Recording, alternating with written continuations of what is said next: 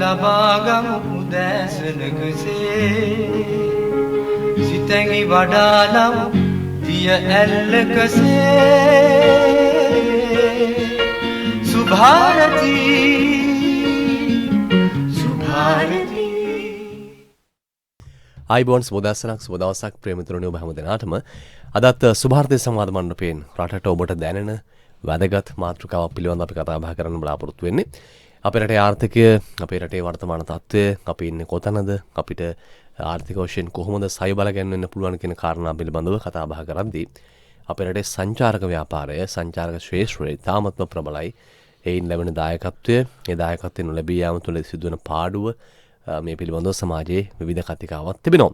අපි තාම ගෞරවයෙන් ආරාධනය කළ අද දවසේදී මේ පිළිබඳව වඩාත් හරවත් සංවාදයක් දැනුම සහිතව තොරතුරු එක්ක කතා බහ කරන්න.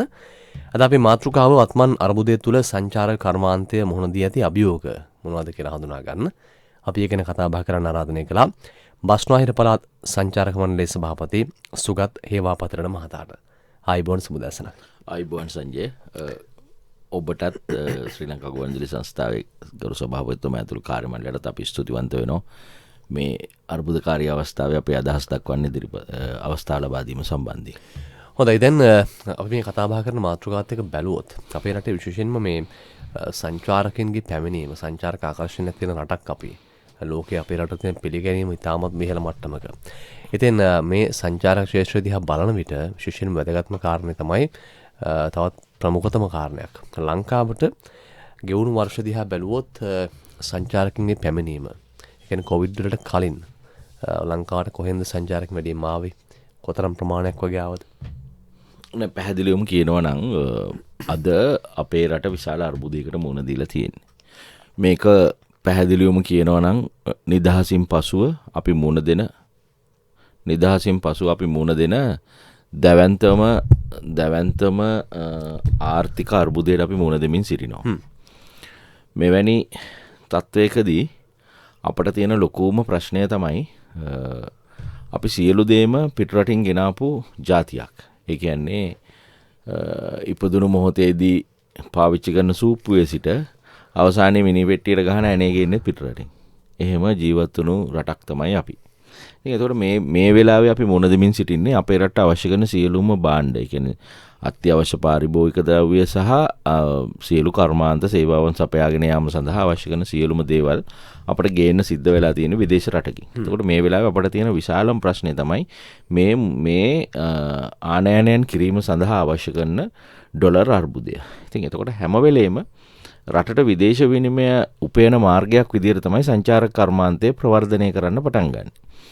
අපේ ලංකාව කියන්නේ සුන්දර රටක්. මේ පිහිටීමත් එක්ක සහ අපේ ශ්‍රේෂ්ඨ සංස්කෘතිය, අපේ මිනිසුන්ගේ තියෙන ආගන්තුක සත්කාරය, මෙවැනි කාරණා මත අපිට මේ තියෙන ප්‍රශ්නයට, ඒ කියන්නේ අපේ ආදායම, ඩොලර් ආදායම වැඩි කරගන්න තෝරාගත්ත ආදායම උත්පාදනය කිරීමේ ශේෂ්ත්‍ර අතර සංචාරක කර්මාන්තය ඊටම විශාල අවස්ථාවක් ලබා දීලා තියෙනවා අපේ ජාතික ආර්ථිකයට. ඉතින් අපි ගොඩාක් ඉතිහාසයට යන්නේ නැතුව මෑත ඉතිහාසය ගත්තොත් අපි දන්නවා දැන් අවුරුදු 2කට විතර කලින්, කියන්නේ 2019 අවසාන කාර්තුවේ, එහෙම නැත්නම් 2020 මුල ඉඳලා මුළු ලෝකයේ පුරාම කොවිඩ් වසංගත තත්ත්වය පැතිරෙමින් තිබුණා. ඉතින් මේ හරහා රටවල් අතර පමණක් නෙමෙයි අපිට එහා ගෙදර ඉඳලා මෙහා ගෙදරටත් යන්න බෑනේ. ඒ කියන්නේ සංචරණ සීමා පැනවුවා. දැන් අපේ ආදරණීය අම්මා තාත්තා හිටියත් එහා ගෙදර ඒ මිනිසුන්ගේ ඒ දෙදෙනාගේ ආරක්ෂාවට අපිට යන්නත් බෑ, අපේ ආරක්ෂාවට ඒගොල්ලන්ට එන්නත් බෑ. ඉතින් එතකොට සංචාරය සහ සංචරණය කියන එක ඉබේම නැවතුණා. ඉතින් අපි සංඛ්‍යා ලේඛන අරගෙන බැලුවොත් 2021 ජනවාරි මාසේ ලංකාවට එන්නේ සංචාරක 1682යි. පෙබරවාරි මාසේ 5636 යොමෝම අඩු වෙලා ගිහිල්ලා. හැබැයි මේ මොහොතේ බරපතල ප්‍රශ්නයක් තියෙනවා සමාජය තුළ. මම මේ දේශපාලනයක් කතා කරන්න හදනව නෙමෙයි, නමුත් සියල්ල දේශපාලනය සහ සම්බන්ධයි. රජයේ ප්‍රතිපත්ති හා සම්බන්ධයි. නමුත් බොහෝ රටවල් වල ජනයා අපට වඩා දියුණු රටවල් වල ජනතාව මහපාරේ මැරෙද්දී ඉන්දියාවේ අපි දැක්කා මේ එක්තරා පුතුන් දෙදෙනෙක් තමන්ගේ මියගිය මවගේ මෘත ශරීරය මෝටර් සයිකලයක තියාගෙන යන දර්ශන අපි රූපවාහිනියේ දැක්කා. ඒතකොට ඉතාලිය, ඇමරිකාව, ඉන්දියාව වැනි දැවැන්ත රටවල් තමන්ගේ ජනතාව විශාල වශයෙන් මේ යන තත්ත්වයට කොවිඩ් වසංගත තත්ත්වය වර්ධනය වුණා. නමුත් අපට පුළුවන්කමක් ලැබුණා අපේ රාජ්‍ය නායකත්වයේ දර්ශනය සහ වැඩපිළිවෙල අනුව මිනිසුන් ගෙදර නවත්තගෙන ඒයට අවශ්‍ය කරන පඩි නඩි ටික හරි දවසට ගෙවලා ඒ වගේම නිශ්චිත ආදායමක් නැති එදිනදා වේල හම්බ කරගෙන කන වැඩ කරන ජනතාවට, සොයන් රැකියාවක නිරත ජනතාවට සහ ආබාධිත සහෝදරවරුන්ට ඒ වගේම සමෘද්ධිලාභීන්ට රුපියල් 5000ක වගේ දීමනාවක් දුන්නා. ඊළඟට අපට පුළුවන්කම ලැබුණා කොවිඩ් වසංගත තත්ත්වයට නොමිලේ නිරෝධායන මධ්‍යස්ථාන විරෝධාර හමුදා සෙබළුන්ගේ සහයෙන්, සුව විරුවන්ගේ සහයෙන් ක්‍රියාත්මක කරන්න. කෙසේ නමුත් අපි දක්ෂ වුණා ඉතාම කෙටි කලකදී අවම මරණ සංඛ්‍යාවක් අනුව මේ කොවිඩ් වසංගත තත්ත්වය පාලනය කරගන්න. පාලනය කරගත්තට පස්සේ තමයි අපට සිද්ධ වුණේ නැවත වතාවක් අර බිඳ වැටුණු සංචාරක කර්මාන්තයට යලි හිස විසවීමක් වෙන්න. ඒ සංඛ්‍යා ලේඛන මාස 7යි ඔබ ප්‍රශ්නයක් නගන්න හදනව නගන්න නැත්නම් මම ඒක දිගටම කියාගෙන යන්න. ඔව් කියන්න. හරි. එතකොට දැන් සංඛ්‍යා ලේඛන අරගෙන බැලුවොත් 2021 ජනවාරි මාසේ 1682යි, පෙබරවාරි 5366යි, 4500යි, අප්‍රේල් වෙනකොට ඒක 4100යි, ආපහු මැයි 1000 ගානට අඩු වෙනවා. මෙහෙම ගිහිල්ලා අපි කොවිඩ් වසංගත තත්ත්වය යම් ප්‍රමාණයකට පාලනය කරගත්තට පස්සේ 2021 සැප්තැම්බර් මාසේ වෙනකොට 13547ක් සංචාරකයෝ වෙනවා.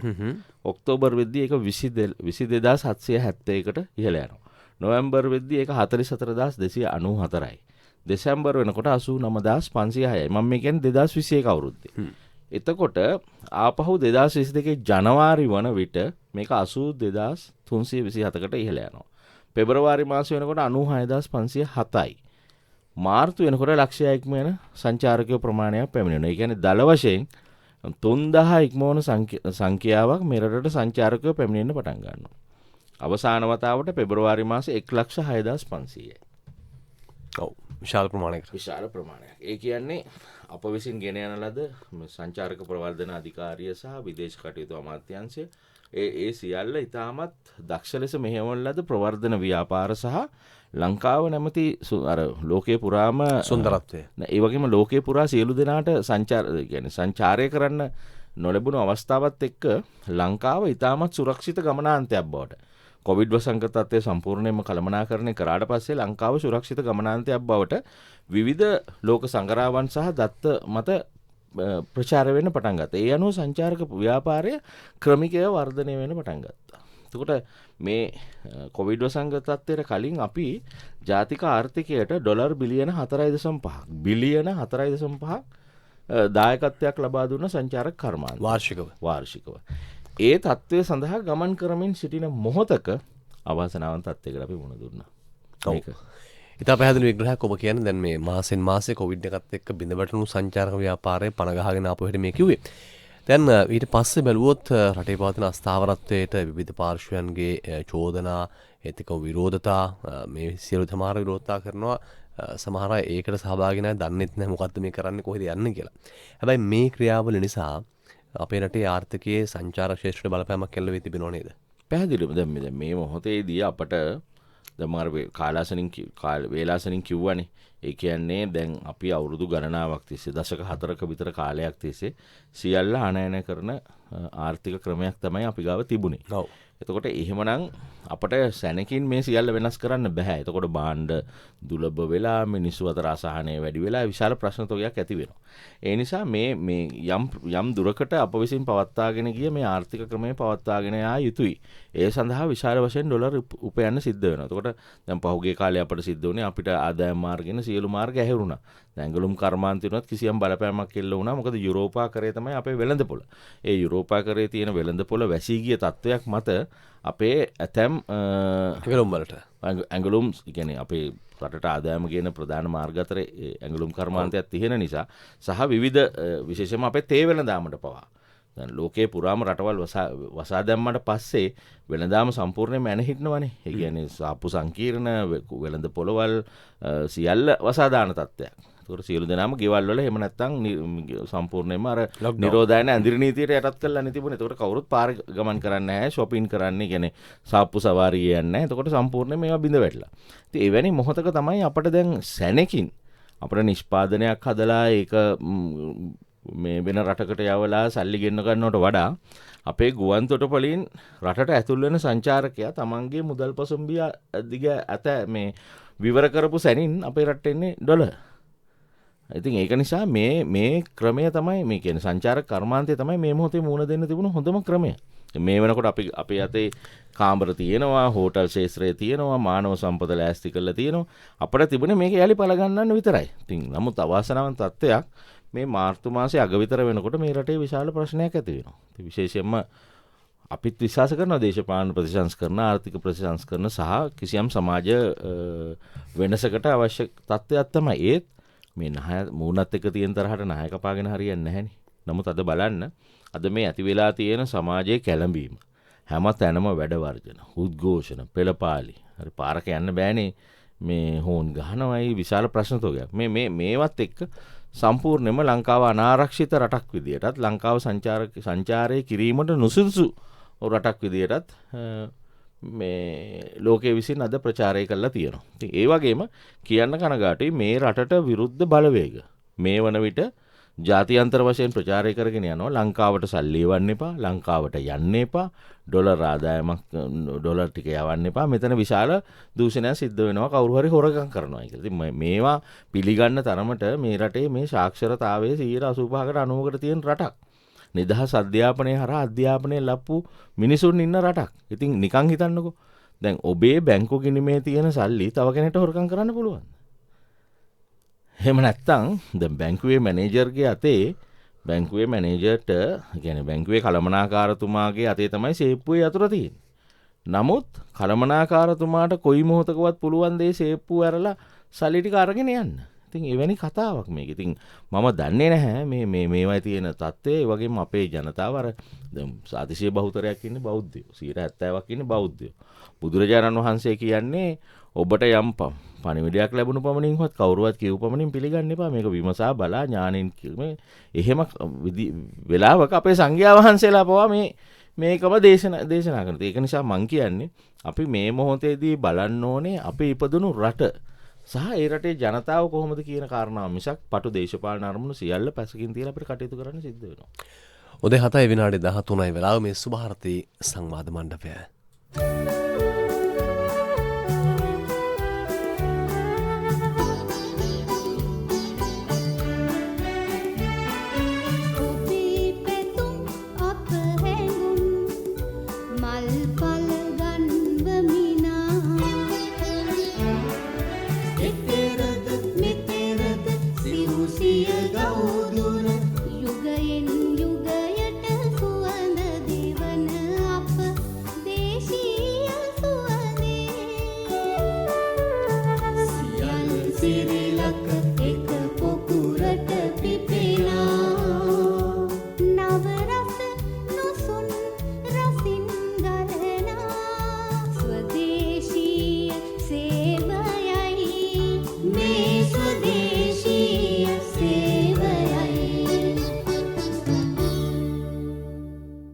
සුභාර්ථ සංවාද මණ්ඩපයෙන් අපි කතා කරන අද දවසේදී අපේ රටේ වත්මන් අර්බුදය තුළ සංචාරක කර්මාන්තය මුහුණ දී තියෙන අභියෝග පිළිබඳව.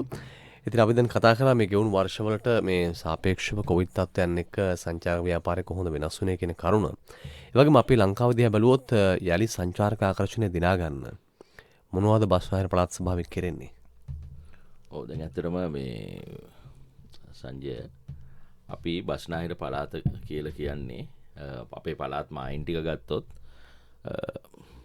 සරලව කියනවා නම් අර මේගොම් පාර දිගේ හලාවත දෙසට ගමන් කරනකොට කොච්චිකඩේ පල්ලිය. කොච්චිකඩේ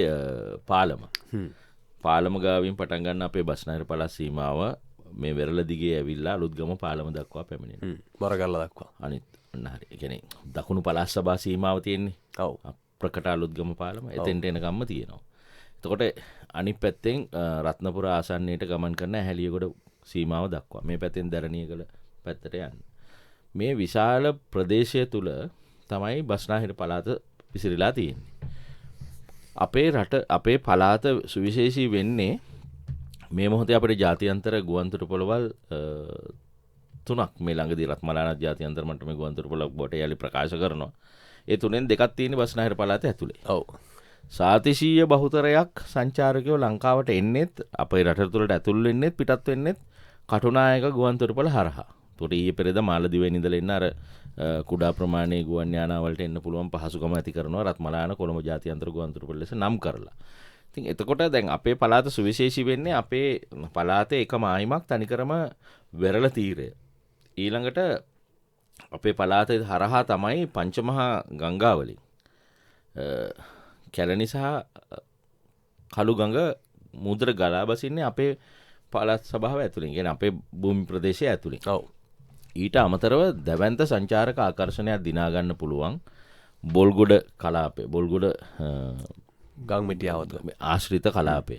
ඊළඟට දියවන්නා කලාපය. සහ දැවැන්ත ප්‍රදේශ ගණනාවක් අපේ පළාත තුළ තියෙනවා. ඉතින් ඒක නිසා කොළඹ කියන්නේ අපේ රටට පැමිණෙන සංචාරකයාගේ පළමු රාත්‍රිය හෝ අවසාන රාත්‍රිය එක දවසක් අපේ පළාත තුළ රඳවා ගැනීමේ හැකියාව තියෙනවා නම් අපි විශ්වාස කරේ අපේ පළාත් සභාව තුළට එන ආදායම වැඩි කරන්නත් ඊළඟට මේ ඒ හරහා දැන් සංචාරකයට පිරිවැයක් දරන්න සිද්ධ වෙනවා තමන්ගේ ගමන සඳහා වාහනයක් යොදාගෙන එහෙම නැත්නම් ගුවන් යානයක් කියන්නේ අභ්‍යන්තර ගුවන් ගමනක් හෝ යොදාගෙන මේ කාරණාව සිද්ධ කරගන්න. හැබැයි දවසකට හෝ දෙකකට පැමිණෙන සංචාරකයෙක් අර සම්ප්‍රදායිකව සීගිරිය සහ ඒ අර සම්ප්‍රදායික කාරණාවට අතිරේකව අපට අපේ පළාත යොදා ගන්න පුළුවන් නම් මේ පළාතේ සුන්දරත්වය අලුතෙන් හඳුනාගත්ත ගමනාන්ත සංවර්ධනය කරලා විවිධ කාරණාවලට. එතකොට ඊළඟ කාරණාව තමයි අපි හැමදාම දකින්නේ සංචාරකයෙක් ආවොත් ඒ සංචාරකයා එන්නේ වෙරළ තීරයේ සුව පහස විඳින්න. එහෙම නැත්නම් අපේ අනුරාධපුරයට දලදා මාලිගාවට පොළොන්නරුවට සීගිරියට ගිහිල්ලා ඒ ටික බලන්න කියලා. නෑ එහෙම නෙමෙයි. මේ සංචාරක ශාස්ත්‍රය ගත්තම විවිධ මානයන් ඔස්සේ අපිට මේක විභේදනය කරන්න පුළුවන්. එකක් තමයි දැන් ඔය සුව පහසුව එහෙම නැත්නම් පරිසර ආකර්ෂණය විඳින්න එන සංචාරකයෝ හුදෙක් වෙරළේ රසාස්වාදය නෙමෙයි විඳින්නේ. ඊට එහා ගිය තව දේවල් තියෙනවා. ඉකෝ ටුවරිසම් කියලා කාරණාවක්. ඉතින් ඒ පැත්තට අපේ පළාත දියුණු කරන්න පුළුවන්. ඉතින් ඊළඟට වෝටර් ස්පෝර්ට් ඒ කියන්නේ විශේෂයෙන්ම අභ්‍යන්තරව තියෙන ජලාශ සහ ගංගාවල් ආශ්‍රිතව ජල ക്രീඩා ආශ්‍රිත සංචාරක කර්මාන්තයක් ගොඩනගන්න පුළුවන්. ඊළඟ කාරණාව තමයි දැන් ඩුබායි වගේ රටක් සම්පූර්ණයෙන්ම එයාගේ සංචාරක කර්මාන්තය රැඳී පවතින්නේ අර විනෝදාස්වාදක සංචාරක කර්මාන්තය වගේම බිස්නස් ටුවරිසම් කියලා එකක් තියෙනවා. කියන්නේ ව්‍යාපාරික සංචාරක කර්මාන්තයක්. මේ සංචාරක කර්මාන්තයේ ව්‍යාපාරික මට්ටමින් දියුණු කරන්න පුළුවන් නම් අපට කොළඹ සහ කියන්නේ බස්නාහිර පළාත කේන්ද්‍ර කරගත්ත විවිධ සම්මන්ත්‍රණ, විවිධ වැඩසටහන්, බිස්නස් ෆෝරම්, ඒ වගේම ව්‍යාපාරික හමු මේ සියල්ලට අවශ්‍ය කරන පහසුකම් අපිට වර්ධනය කරන්න පුළුවන් නම් දැන් ඇත්තටම බස්නාහිර පළාත තුළ දැවැන්ත කාර්යාල සංකීර්ණ ඇතිවීම පවතින පුද්ගලිකාංශය සහ විවිධ අපි උදාහරණයක් ගත්තොත් ලෝක වෙළඳ කුළුණ එතන දැවැන්ත ඉඩ ප්‍රමාණයක් තව විශාල ප්‍රමාණයක් අවස්ථාවල් තියෙනවා. මේ අනුව අපි සංචාරක කර්මාන්තයේ හුදෙක් කර ඇවිල්ලා මුදෙනාලා යන සංචාරක කර්මාන්තයෙන් එළියට අරන් ගිහිල්ලා දියුණු කරන විශාල වැඩපිළිවෙල දියත් කරමින් සිටියා. දැන් අද ඒ සියල්ලටම උනේ මොකද්ද කියන කාරණාවත් එක්ක අපිත් බරපතල තිගැස්මකට ලක් වෙලා තියෙනවා. ඉතින් ඒ අනුව අපි උත්සාහ කරමින් සිටියේ බස්නාහිර පළාත තුල අපගේ මැදිහත් වීමෙන් බස්නාහිර පළාත් සංචාරක මණ්ඩලයේ මැදිහත් වීමෙන් කාමර 5000ක් මේ 2022 අවුරුද්ද තුල දියුණු කරන්න.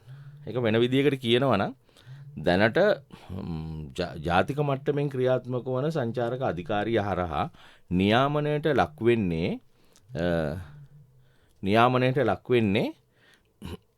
ටුවරිස්ට් බෝඩ් ඇප්රූව්ඩ් එහෙම නැත්නම් සංචාරක මණ්ඩලයේ අනුමැතියලත් ආයතන පමණයි. හැබැයි මා සභාපති වුණාට පස්සේ අපේ කාර්ය මණ්ඩලෙත් එකතු වෙලා අපි දැවැන්ත වැඩසටහනක් අරගෙන ගියා.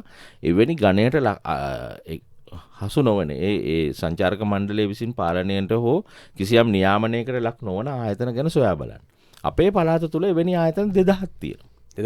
2000ක්. ඒ කියන්නේ බස්නාහිර පළාතේ දිස්ත්‍රික්ක 3 පුරා විසිරිච්ච ආයතන 2000ක් තියෙනවා. ඒවා හුදෙක් පළාත් පාලන ආයතනයේ ලැබුම් මලක් පවත්වාගෙන යන විදිහට ව්‍යාපාරයක් විදිහට පමණයි පවත්වාගෙන යන්නේ. අපි මේ කොවිඩ් වසංගත තත්ත්වය හමාර වෙනවත් එක්කම තෝරාගත් මෙවැනි ආයතනත් එක්ක සාකච්ඡා සභාවක් සංවිධානය කරා. ඒ කියන්නේ කොළඹ දිස්ත්‍රික්කයේ සංචාරක සේවා සපයන අයගේ ආයතනත් එක්ක සමුළුවක් පැවැත්තුවා. ඒ සමුළුව පැවැත්වෙලා අපේ අරමුණ උනේ දැන් ඇත්තටම අපි නිකන් හිතමු ආයතන 2000ක් තියෙනවා. මේ ආයතනය වලින් අපි තෝරා ගන්න උත්සාහ කරනවා දිස්ත්‍රික්ක 3ෙන්ම 1000ක්. අපි උදාහරණයකට හිතුවොත් මේ එක සංචාරක නිකේතනයක එක කාමර 5ක් තිබුණොත් එක තැනක 5ක් තිබුණොත් අපි කාමර 5000ක් හොයාගෙන තියෙනවා. මේ කාමර 5000 දැනට සේවාවල් සපයන්නේ ඒ අතරින් විශාල ප්‍රමාණයක් සේවාවල් සපයන්නේ දේශීය සංචාරකයන්ට පමණයි.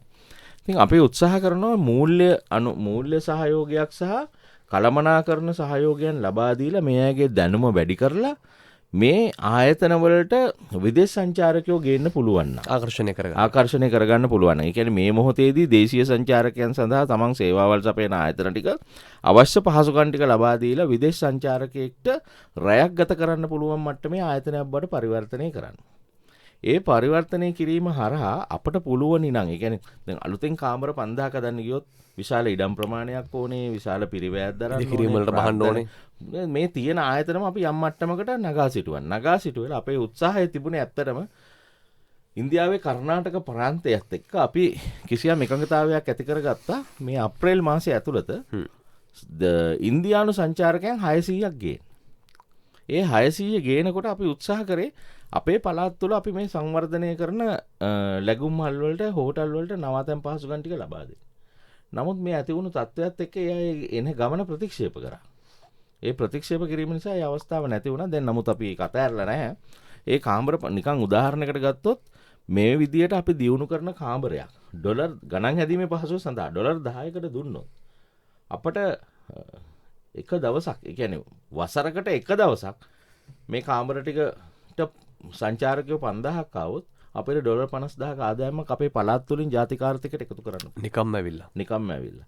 ඉතින් එතකොට අපි මේ මොහොතේ තාම මේ මතක් කරන්න ඕනේ කලගුණ දන පුද්ගලයෙක් විදියට මේකට RDB බැංකුවේ ගරු සභාපතිතුමා ඇවිල්ලා අපිත් එක්ක එකඟතාවයකට ආවා මේ අයට අවශ්‍ය කරන මූල්‍ය පහසුකම් ලබා දෙන්න. ඒ தත්ත්වය හරහා අපි උත්සාහ කරේ බස්නාහිර පළාත විදියටත් ජාතික ආර්ථිකයේ ඩොලර් උත්පාදනය කරන්න. එතකොට දැන් ඊළඟ කාරණාව තමයි මේකත් එක්කම ඒ කාමර 5000 බොහෝ විට අවන්හල් පහසුකම් නැති. ඒ කියන්නේ කිචන් ෆැසිලිටි එකක් නැති ආයතන. ඒතර අපි ඒ හරහාම අර දැන් මේ මොහොතේ තියෙනවනේ විවිධ කැම බෙදා හරින ආයතනත් එක්ක මේව කළා අපේ පළාත තුල වෙනම වැඩසටහනක් ක්‍රියාත්මක කරන්න සංචාරකයන්ට අවශ්‍ය ආහාර පාන ටික දෙන්න. ඉතින් මේ වගේ දැවැන්ත වැඩපිළිවෙලක් අපේ අතේ තිබුණා.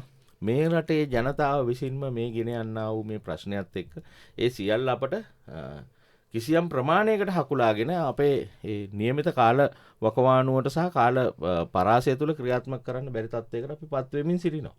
ඉතින් මේක ඊටාම අවාසනාවන්ත තත්ත්වයක්. ඒ නිසා අපි කොහොමද අපහු මේක පටන් ගන්න කියන තත්ත්වයත් එක තමයි අපි ඉන්නේ. හැබැයි මේ හැමදාම මෙහෙම තියෙන්නේ නැහැ. රටේ ජනතාවට සත්‍ය අවබෝධ වෙවි. එදාට තීරණයක් ගනිමි අපි මේ කරන්නේ මොකද්ද කියලා. ඉතින් ඒක නිසා ඊටාම ගෞරවයෙන් ඉල්ලා සිටින්නේ අපි දැන් මේ දේශපාලන කාරණාවක් නෙමෙයි. මේ මොහොතේදීත් අපි මේ ගෝල්ෆේස් පිට්ටනිය ආශ්‍රිතව කරන කාරණාව නිසා අපේ සම්පූර්ණයෙන්ම නම ගිය තරුපන්තියේ හෝටල් ටික මෙතන තියෙන්නේ. මේ මොහොතේත් කිසියම් සංචාරකයෙක් ඉන්නවනම් මේ ඇති වෙන විපරීත තත්ත්වයක් එක්ක සංචාරකයට වෙන කාරණාව. එතකොට ඊළඟට අපි දැක්ක පහුගිය දවස්වල තිබුණා මේ විවිධ හර්තාල් විවිධ උද්ඝෝෂණ වැඩසටහන් යටතේ හබරනදී අපි දකිනවා සංචාරකයෝ බසකින් බැසලා ඇවිද්දවනවා. එතන ඉන්න ආවේගශීලී තරුණ කණ්ඩායම තියෙනවා අපි විඳින දුක උඹලත් විඳින්න ඕනේ ඒක නිසා පයින් ඵලයල්ලයි කියලා. ඉතින් එතකොට මෙහෙම මේ සංචාරකයන්ට මෙවැනි අත්දැකීමක් අපි ලබා දෙනවා නම් ආයේ ජීවිතයේ සංචාරකයෝ ඒ විදිහ විතර නෙමෙයි එයාගේ සමාජයන් තුළ එයාගේ මිත්‍රයන් එයාගේ රටවල් අතර මේක ප්‍රචලිත වේවි. ආයි මේක අනිත් පැත්තට හරවන්න අපට විශාල පිරිවැයක් දරන විශාල ප්‍රවර්ධන වැඩසටහන් ක්‍රියාත්මක කරන්න වෙයි. ඒ වගේම දැන් සතියකට විතර කලින් පැවතිච්ච මෙවැනිම විරෝධතා වැඩසටහනකදී අර ගුවන් තොටුපළට පැමිණෙන සහ නික්මෙන සංචාරකයෝ තමන්ගේ ගමන් මළු කරේ තියාගෙන තල්ලු කරගෙන කිලෝමීටර කාසන්න දුරක් ගමන් කරා. ඉතින් මෙවැනි තාඩන පීඩන එල්ල කරාම් වෙන්නේ අර කොවිඩ් වසංගතයත් එක්ක බිඳ වැටුණු සංචාරක කර්මාන්තයේ යම් ප්‍රමාණයකට ඉහළට ඔසවා තබමින් තිබුණු කාර්යය සම්පූර්ණයෙන්ම අනිත් පැත්තට හරවලා පසුපසට ගමන් කිරීමේ තත්ත්වයක්. ඒක නිසා මේ මොහොතේ අපි මුණ දෙන්නව මේ දෙවන්ත ඩොලර් අර්බුදයට සැනකින් විසඳුමක් ලබා ගන්න පුළුවන් එකම කර්මාන්තය සංචාරක කර්මාන්තය. මේ සංචාරක කර්මාන්තය තමයි මේ වෙලාවේ තියෙන්නේ. ඉතින් ඒකටම තමයි මේ වෙලාවේ ප්‍රශ්නයක් ඇති වෙන්නේ. ඊළඟට බලන්නකෝ දැන් හෝටල් කියන්නේ අපේ බස්නාහිර පළාත පමණක් නෙමෙයි මුළු ලංකාවම අරගෙන බලුවොත් හෝටල් ශේෂ්ත්‍රයේ දැවැන්ත රැකියා ප්‍රමාණයක් උත්පාදනය වෙනවා. විශේෂයෙන්ම දැන් අපි දකිනවා සංචාරක කලාප හික්කඩු ආශ්‍රිත කලාප හරහා ගමන් කරන වෙලාවේදී අර ටුවරිස්ට් ෂොප්ස් ඒ කියන්නේ සංචාරක මේ වෙළඳසල් ඒ වෙළඳසල් වල ඉන්න අය ඊටාම දැඩි ආර්ථික අපහසුතාවයකට පත් වුණා පහුගිය කාලේ කොවිඩ් වසංගත තත්ත්වයත් එක්ක සංචාරකයන් ජීවත් වෙන්න බැරි වුණා. බැරි තත්ත්වයකට. ඒ අය පුදුම දුකක හිටියේ. මොකද මම දන්න කණ්ඩායම් ඉන්නෝ ඒ හොඳට සල්ලි හම්බ කරපු අය. ඔව් ඒ අය අන්ත දුගී තත්ත්වයකට පත් වුණා. නමුත් ඒ අස්වැසිල්ලක් ලැබුවා මේ ආපහු සංචාරක කර්මාන්තේ දියුණු වෙනවා අපේ ආදායම දියුණු වෙනවා අනේ අපේ දරු පැටවුන්ට අපේ අනාගතයට මේකක් වෙයි කියලා. නමුත් දැන් අද උනේ මොකද්ද? ඒක ආපහු බිඳ වැටෙන්න පටන් ගත්තා. ඉතින් මේ අසහනයට පත් වෙච්ච ජනතාව තවදුරටත් අසහනයට පත් කරලා බලය ලබා ගන්න කිසියම් කණ්ඩායමක් මේක යොදා ගන්නවා නම් ඒක මේ රටට ද්‍රෝහී ක්‍රියාමාර්ගයක් විදිහට අපි දකින්නේ. ඒක නිසා මම කියන්නේ අපට තියෙන ප්‍රශ්න අපි සාකච්ඡාමය ක්‍රියාමාර්ග තුලින් ඇවිල්ලා විසඳගෙන ඊටාම මේ අපි දියුණු ජාතියක් විදිහට මේ කටයුතු කරමු. එහෙම නැතුව මහපාරේ අරගල කරන එක ඒක වෙන්නේ අපේ රට තවදුරටත් හානියක් සිද්ධ වෙන එක. ඊළඟ කාරණාව තමයි මේ එන කණ්ඩායම් තමන්ගේ කාලය ධනය ශ්‍රමය සියල්ල වැය කරන්නේ වෙනත් කාරණාවකට. ඔව්. කාරණේ පැහැදිලි ඇත්තනම දැන් ඔබ කියන කාරණාත් එක්ක බලුවොත් අපි දැක්කම මේ ජාත්‍යන්තර සංග්‍රහවලත් පළ වෙනවා. දැන් ඇතැම් වෙලාවට අපේ රටේ අරගල නිර්මාණය කරලා තිබෙන්නේ සමහරුන්ට ගිහලා සෙල්ෆියක් ගහලා අන්තර්ජාලයට දාන්න. අරගල කළ යුතුයි. දේශපාලන මතවාද තමන්ගේ මානව අයිතිවාසිකම් පිළිබඳව කිසිදු ගැටලුවක් නැත. හැබැයි අපි තීරණය කරන්න ඕනේ කවුරුවත් ඔසි ගන්නන පමණින් පාරට ගිහිල්ලා පාරවල් බ්ලොක් කරාට පස්සේ අපේ රටේ එන සංචාරකයා ඇවිල්ලා ඉන්න කෙනා යන්නේ සතුටකින් නෙවෙයි. ඔබ කියන කාරණේ. එතකොට ඔහු තව කෙනෙක් එන්න මෙහෙට ප්‍රවර්ධනය කරාවිද? මේක ප්‍රශ්නයක්. ඒ නිසා මහජන වගකීම දේශපාලන අරමුණට එහා ගිය මොකද අපි හැමදේම කරන්න ඉස්සලා මේ සංඛ්‍යාලේඛන වාර්තා කිව්වා වගේ දැන් මාර්තු මාසේ 1,60,000ක් වෙනකොට ඉන්පසු ඇති වෙන අරගලත් එක්ක තත්ත්වය පහළට යනවා. සම්පූර්ණයෙන්ම සියලුම වෙන් කිරීම බුකින්ස් සම්පූර්ණයෙන්ම කැන්සල් වෙලා තියෙනවා. ඉතින් ඒක මට වඩා මේ සංචාරක ක්ෂේත්‍රයේ දෙන සංචාරක හෝටල් හිමිකරුවන් සහ සේවා සපයන්නන් සියල්ල දන්නවා. ඉතින් මේ කබලෙන් ලිපට වැටෙන මිනිහ අර ගහෙන් වැටෙන මිනිහට ගොනා යනවා වගේ කාරණාවක්. හැබැයි මතක තියාගන්න මේ සියල්ල අතරේ අපට කිසියම් ප්‍රවර්ධනයක් ලැබෙනවා. ඒ ප්‍රවර්ධනය තමයි මේ රට කොයිතරම් ප්‍රජාතන්ත්‍රවාදීද? මේ රට කොයිතරම් මානව අයිතිවාසිකම් සුරකින රටක්ද කියලා. කියන්නේ ජනතාවගේ උද්ඝෝෂණ පැවැත්වීමේ අයිතිය සහ තමන්ගේ විරෝධය රජයට පළ කිරීමේ ඇති රාජ්‍ය නායකයන්ට පළ කිරීමේ අයිතිය සම්පූර්ණයෙන්ම මේ මහජනතාව මේ මොහොතේ භුක්ති විඳින්න පවතිනවා. අපහාස උපහාස මැද අපේ රටේ හිටපු ඉන්න නායකයන්ට විරුද්ධව මේ රටේම ජනතාව ගෙන යන උද්ඝෝෂණ රැල්ල මර්ධනය කරන්න කිසිදු ආකාරයක බලහත්කාරයක් එහෙම නැත්නම් රාජ්‍ය මර්ධනයක් ක්‍රියාත්මක වෙන්නේ නැහැ. ඉතින් මං හිතන්නේ මේ මොහොතේදී අපි අන්නේ කාරණාවත් සංචාරක කර්මාන්තයේ ප්‍රවර්ධනය කිරීමට යොදා ගන්න පුළුවන් නම් හොඳයි.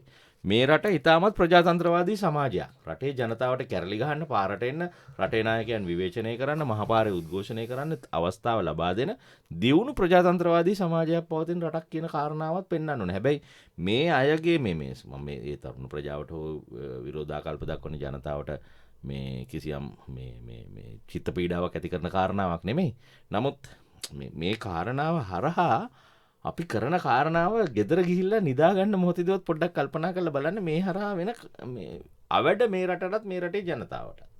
ඒකයි මට කියන්න තියෙන අපි කෙසේ නමුත් අපි මං හිතනවා මේ තත්ත්වය ඉතාම ඉක්මනින් සමනය වෙලා යලිත් මේ රටේ ජනතාවට සහ මේ අපේ සංචාරක ආකර්ෂණය වැඩි කරන වැඩසටහන් කරලා සංචාරක කර්මාන්තය හරහා අපි ඉලක්ක කරගත්ත ජාතික ආර්ථිකයට දක්වන දායකත්වය වැඩි කරන්න අර යලිත් 4.5 බිලියන් ඒ කියන්නේ ඩොලර් බිලියන 4.5ක ආදායම ඉලක්කයට ගමන් කරන්න ඉතාම ඉක්මනට හැකියාව ලැබේවා කියලා අපි ප්‍රාර්ථනා කරනවා. දැන් ඔබට හිතෙන්නේ නැද්ද අතරම අපේ රටේ මේ සාමාන්‍ය ජනතාවගේ තිබෙන බුද්ධි මට්ටම් ප්‍රමාණය වගේම ඇතැම් අයව නිකම් විවිධ පැතිවලට පොළඹවන වගේ තත්ත්වයක්. ඒ කියන්නේ දැන් පාර්ලිමේන්තුවේ තිබෙන බලතුලනයක් අවශ්‍ය නම් මේ රජය වෙනස් කිරීමට අවශ්‍ය නම් ඒ පාර්ලිමේන්තුවේ විනාඩි කිහිපයකින් කරන්න පුළුවන්. දැන් 4 වෙනිදා පාර්ලිමේන්තුව රැස් වෙනවා. ඒකට අවශ්‍යතාවයක් තිබෙනවා නම් මේ රජයේ මාරු කරන්න කුමන හෝ රජයක් මේ මොහොතේ පවතින්නේ නම් පාර්ලිමේන්තු බලතුලනයකින් වෙනස් කළ හැකියි. නමුත් එවැනි තත්ත්වයක් තිබියදී ඇතැම් දේශපාලන නායකයන් මේ අරගලයක් පාර නිර්මාණය කිරීමම දේශපාලන තත්ත්වයක් මේ කාරණාව දේශපාලන කාරණාවකට පෙරලෙන්න පුළුවන්. නමුත් අපි විශ්වාස කරන්නේ අපේ රට සුන්දර රටක් වගේම මේ අපේ පිහිටීම විශේෂයෙන්ම ඉන්දියානු සාගර කලාපයේ අපේ ලංකාව නැමැති පුංචි රට පිහිටීමත් එක්ක ජාත්‍යන්තර බල අරගලයක අද අපි පාපන්දුවක් වෙමින් පවතිනවා.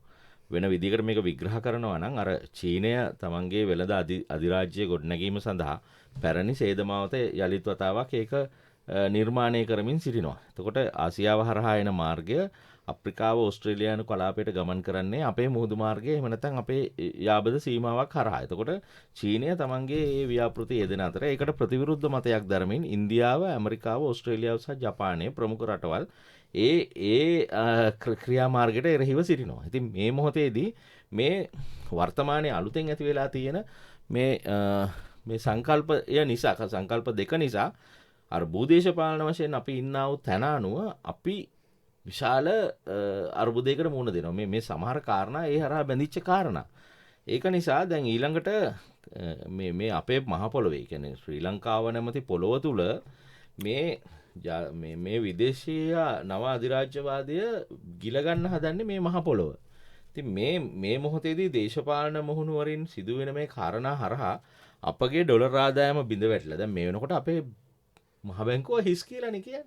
ඉතින් ඒතර අපේ ආදායම නැහැ. ඉතින් ඒ කියන්නේ විශාල ආර්ථික අර්බුදයකට ගිය පුද්ගලෙක්ට ආත්ම අභිමානය, ආත්ම ගරුත්වය මේ ඒවා සියල්ල නැති වෙනවනේ. ඉතින් මේ මොහොතේදී අපි මේ ගමන් කරමින් තියෙන අවාසනාවන්ත තත්වයක් එක්ක අපට සිද්ධ වෙනවා බරපතල කොන්දේසි වලට යටත් වෙමින් රටේ ජනතාවට අවශ්‍ය කරන කෑම ටික බීම ටික ගේන රටින් සල්ලි ගේන.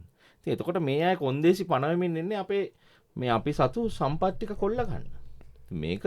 මේක පිටිපස්සේ තියෙන මේ කාරණාව කාටවත් පැහැදිලි නැහැ. එතකොට ඊළඟට මේ මොහොතේදී දැන් පාර්ලිමේන්තුවේ බලය කාට හරි ගන්න ඕනේ නම් ජනාධිපතිතුමා විශේෂයෙන්ම කියලා තියෙනවා 113ක බහුතරය අරන් එන්න මම ඕන කෙනෙක්ට දෙන්නම් කියලා. ඉතින් ඒක තමයි බලය හුවමාරු. එතකොට ඊළඟ කාරණා තමයි කිසියම් රජයක් බලයටපත් වෙන්නේ අවුරුදු 5කට නම් අපි නිහතමානී වෙන්න ඕනේ. අපි ඉඩ දෙන්න ඕනේ යාට මේ කාරණාව කරන්න. ඒකෙනුත් අපිට අවුරුදු 2ක් ගත කරන්න සිද්ධ වෙලා තියෙන්නේ කොවිඩ් වසංගත තත්ත්වයක් එක්ක නම් සාධනීය ප්‍රතිඵල. ඒ කියන්නේ සංචාරක ක්ෂේත්‍රය අරගෙන බැලුවොත් සංචාරක ක්ෂේත්‍රයේ කොවිඩ් වසංගතයත් එක්ක කිසියම් මට්ටමකට නැගිටමින් පවතිනවා. ඒ කියන්නේ අපි අවාසනාවන්ත කාලයේ කොවිඩ් වසංගතේ නම් ඊට පස්සේ මේ රටේ ආර්ථිකය යම්කිසි මට්ටමකින් දියුණු වෙමින් පවතින මොහොතක තමයි මේ වෙන්නේ. එතකොට මෙවැනි බරපතල තත්ත්වයක් තුල පවා IMF ආයතනය පුරෝකථනය කරනවා 3.6ක ආර්ථික වර්ධනයකට යන්න තිබුණු අපේ රට මෙවැනි තත්ත්වයක් තුල පවා 2.6ක ආර්ථික වර්ධන වේගයක් වාර්තා කරાવી කියලා 2022 අවුරුද්ද තුල.